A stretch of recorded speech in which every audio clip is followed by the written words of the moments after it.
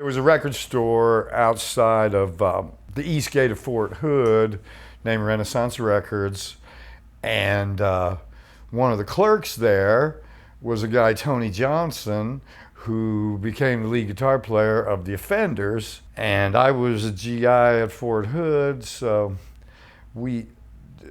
out of the Renaissance Records, there was those two bands, the Ideals and then the Offenders.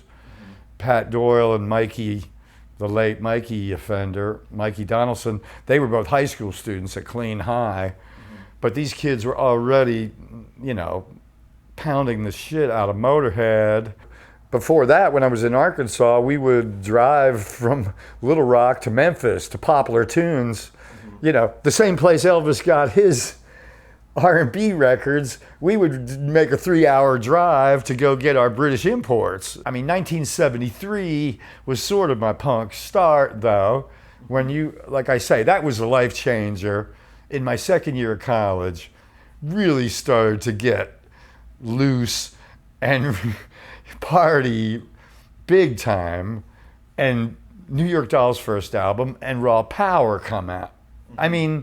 It was just those two albums, I think remain my most two influential albums. When I got to Austin, even before I actually moved here, whether it was in late '78, Inner Sanctum Records, it was really like the community center down there at 24th.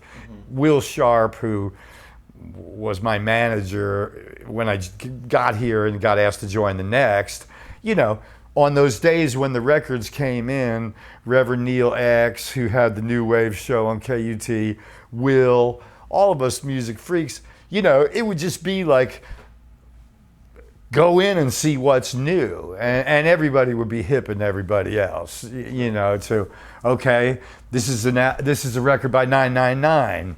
This has good shit on it. This is, The Jam, whomever.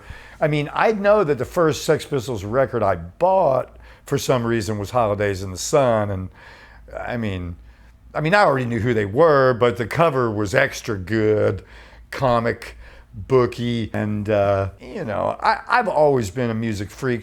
As it went on and we got into the punk band and started playing with a guy that was a novice drummer with no drumming skills, I think I came to realize, and then just getting and seeing more shows and seeing what was happening, the excitement of whether your skill level is, wherever your skill level is, right. I started getting it. But initially, of course, I was trying to be a snob and say, God, you guys sucked. I could do better than that with my eyes closed, But, then is his response, the punk response, well, go ahead. Right. Asshole, So I did, start a bunch of bands. My first gig in Texas, and it was called the Porque No Club. It was a hardcore biker bar. So it's the Ideals playing for all these bikers.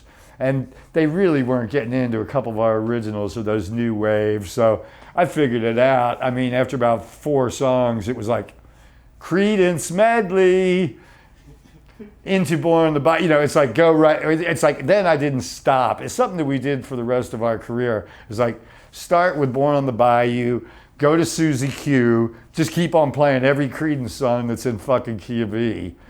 After that, we were kind of redeemed, and the biggest, nastiest biker came up. When we took a break, put his arm around me. I had the bald head, of course. He's like, "You guys are all right after all. Before you come next week, get a wig."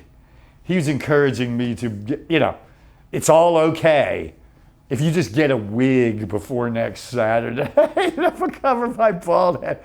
And basically, the Ideals, we were really bound to those punk rock principles, what we knew. This is going to be a do-it-yourself thing. It's going to be unpretentious.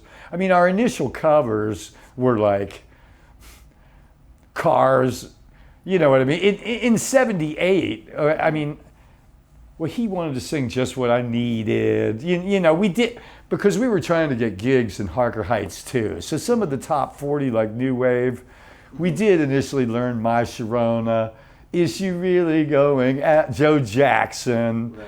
and you know, a little bit of that shit, just so we could play for the GIs and try to get a gig in Harker Heights. At the very beginning of the idea. At the very beginning, I mean, we never really played like Cars covers or that shit. By the time we were going to Raoul's, I think it was.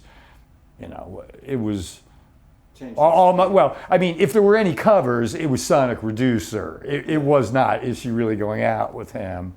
I mean, my fate was sealed, and I knew I'd be coming to Austin long before I got out of the Army then. And, you know, on my birthday, I mean, I guess in the summer of '79, after a gig there on my birthday, go back to somebody's apartment. Here's Joseph from, you know, with, I forget, it was 3 or 4 cases of beer. Happy birthday, Davy. I mean, these are like the hardcore punk rock people, but it was that kind of a scene, man. I mean, everybody was so, I mean, it just reminds me of when I was a kid and I did my first drawings and my grandparents put it on the wall. You know, everyone was like your original songs, love your drawing, love your posters, you know, your shit is funny, your shit is weird. And so, I mean, I hate to say the punk rock club was a nurturing place, but in a fucking weird sense, it was.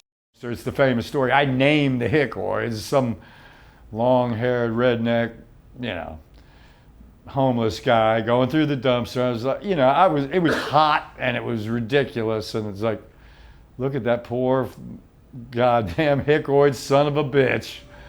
And Jeff's like, okay, that's it. That's the word. It's the Hickoid son of a bitches, you know.